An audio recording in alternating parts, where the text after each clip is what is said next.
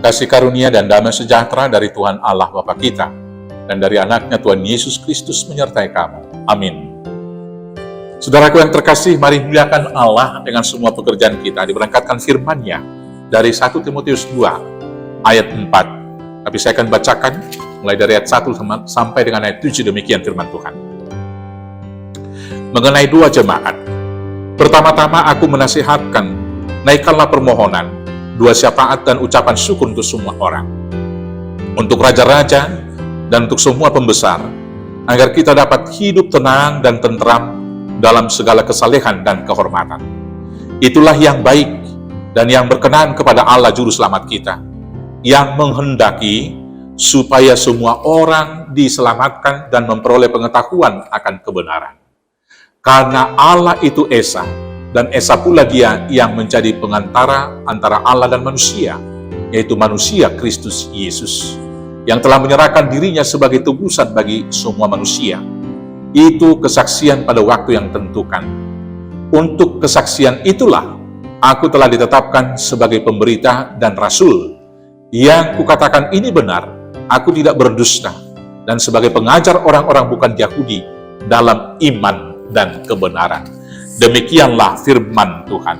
Saudaraku yang terkasih dalam Yesus Kristus, kehendak Allah dengan terus terang dikatakan oleh Rasul Paulus di ayat 4 ini, dikatakan supaya semua orang diselamatkan dan memperoleh pengetahuan akan kebenaran.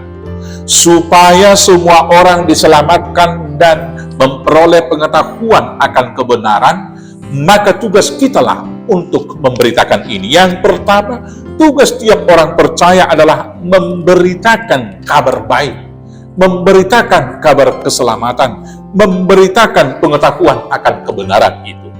Kebenaran yang hakiki dan yang mutlak adalah bahwa Tuhan Yesus satu-satunya Juru Selamat, yang telah memberikan hidupnya, mati di kayu salib, dikuburkan, bangkit kembali, dan naik ke surga untuk menyediakan tempat bagi kita. Senantiasa menanti kedatangan Kristus yang kedua kali, maka ukuran dan juga kompas yang mengatur kehidupan kita adalah firman Allah yang dirumuskan itu dalam hukum yang telah diberikan kepada kita di dalam Injil-Nya. Itulah kebenaran bagi kita. Maka dengan demikianlah kita hidup bersama.